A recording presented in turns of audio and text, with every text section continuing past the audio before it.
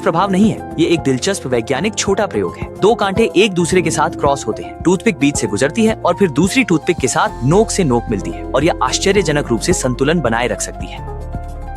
यह है बल के संतुलन का सिद्धांत। गुब्बारा आग से मिलते ही फट जाता है। अगर गुब्बारे में पानी भर दिया जाए तो वह काला हो जाने पर भी नहीं फटेगा। क्या आप जानते हैं क्यों? लटकती हुई पिंग पोंग गेंद पानी की धारा के पास जाती है तो वह बहकर नहीं जाती, बल्कि मजबूती से आकर्षित हो जाती है। यह है बर्नौली का सिद्धांत। एक स्ट्रॉ लें और उसके एक सिरे को पानी के गिलास में डुबोकर दूसरे सिरे से फूंक मारे, पानी बाहर आ जाएगा। यह है वायु प्रवाह और सिफन का प्रभाव।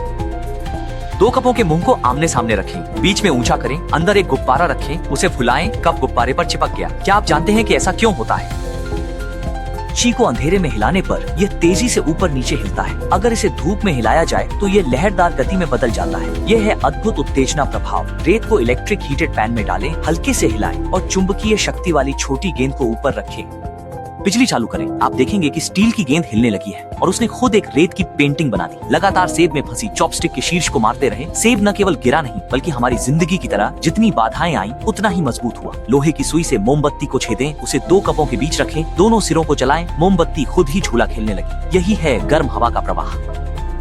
स्वच्छ पानी में कुछ नीले रंग का रंग डालें, एक सफेद गुलाब लें और उसे नीले पानी में डालें। एक रात स्थिर रहने के बाद आपको एक नीला गुलाब मिलेगा। बिना हाथ लगाए आप टेबल से पिंग पोंग बॉल को कप में स्थानांतरित कर सकते हैं। ये है अब केंद्रीय बल। 4 कपों में अलग अलग ऊंचाई तक पानी डालें। केवल कपों के बीच यू आकार की स्ट्रॉ से जोड़ें। उन्हें श्रृंखला में जोड़कर चारों कपों में पानी का स्तर समान कर सकते हैं। यह है संचार पात्र का सिद्धांत। दो किताबों को ताश की तरह एक दूसरे में मिलाएं। जो बनने वाला घर्षण बल एक बड़ी बाल्टी शुद्ध पानी को उठाने के लिए पर्याप्त है। यह है घर्षण बल। पानी से भरे प्लास्टिक बैग में पेंसिल डालें, भले ही कई डालें, बैग पानी की एक बूंद भी नहीं छोड़ेगा। कांच की बोतल पर कुछ बार सूती धागा लपेटें, धागे पर कुछ अल्कोहल डालें, आग से जलाएं, बोतल को घुमाकर समान रूप से गर्म करें, फिर जल्दी से बोतल को ठंडे पानी में डालें। आप आसानी से कांच की बोतल काट सकते हैं। पानी में पीला, लाल और नीला 3 रंग मिलाएं। चारों ओर कुछ खाली कप रखें, उन्हें टिश्यू पेपर से जोड़ें, थोड़ी देर के लिए छोड़ दें, आपको 3 नए रंग मिल जाएंगे। यह है रंगीन छपाई का सिद्धांत। चिप और तांबे की पट्टी को टमाटर में डालें, तार से जोड़ें और आप इलेक्ट्रॉनिक घड़ी को बिजली दे सकते हैं।